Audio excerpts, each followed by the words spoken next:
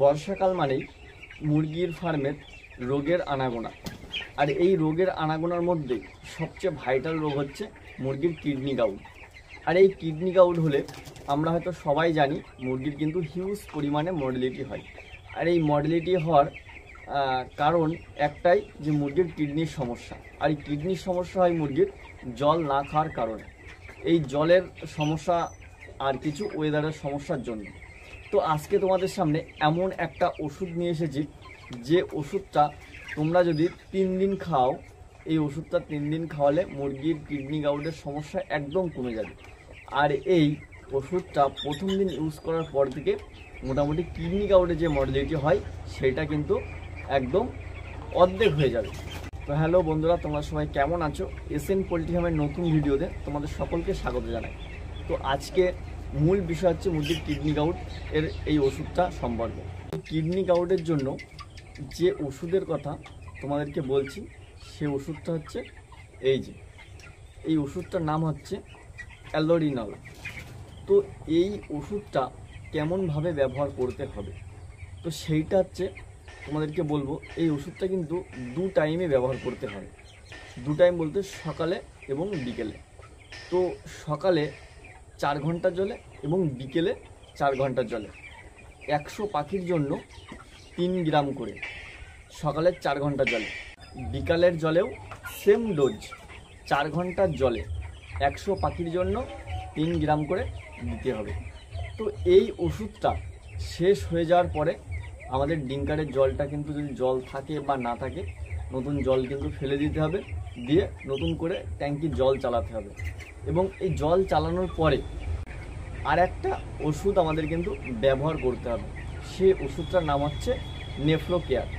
এই নেফ্রোকেয়ার কিন্তু সারা রাত্রের জলে আমাদেরকে ব্যবহার করতে হবে। এই নেফ্রোকেয়ার 100 পাখির জন্য 15 ml করে সারা রাত্রের জলে দিতে হবে। এটা কিন্তু পরপর 3 দিন। আর যেটা অ্যানোরিলল, যেটা তোমাদেরকে দেখালাম, তো এই ওষুধটা কিন্তু 6টা ডোজ হবে, দিনে 2টো করে ডোজ, সকালের 4 ঘন্টার জলে, বিকেলের 4 ঘন্টার জলে, এবং সারা রাত্রের জলে 100 পাখির জন্য 15 ml করে নেফ্রোকেয়ার অথবা নেফ্রোবিয়ান, তোমরা এটাও দিতে পারো। সেম কাজ, সেম ওষুধ। কিডনি গাউট তোমাদের ফার্মে যদি লেগে থাকে, তাহলে অবশ্যই খুব তাড়াতাড়ি ব্যবহার করো এই ওষুধটা। কারণ আমার ফার্মেও কিন্তু কিডনি গাউটের সমস্যা এসেছিল। কারণ আমি যখন মুরগির বাচ্চা নিয়েছিলাম, খুব গরম ছিল, একটু মানে বর্ষা শুরুর আগে, ঠিক আগে। আজকে মুরগির বয়স 16-17 দিন বয়স হলো। তো মুরগির 14 দিনের মাথায় হঠাৎ কিডনি গাউটের প্রবলেম প্রথম দেখা যায়।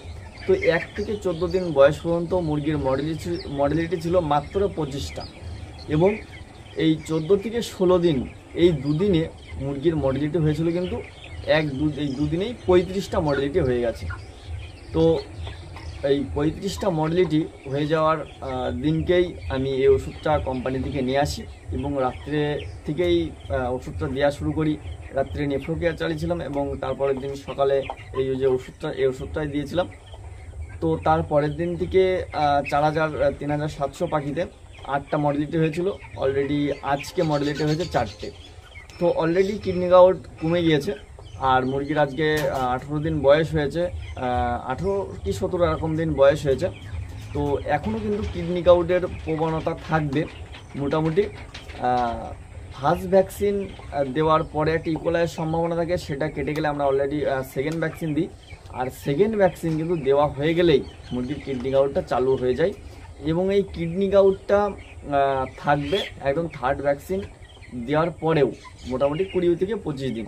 তবে আজকে অলরেডি মর্টালিটি কম হয়ে গেছে, 2টো মর্টালিটি হয়েছে।